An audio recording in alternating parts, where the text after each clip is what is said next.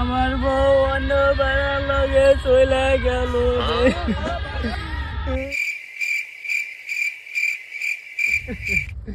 কিরে বন্ধু, তোর কি হয়েছে?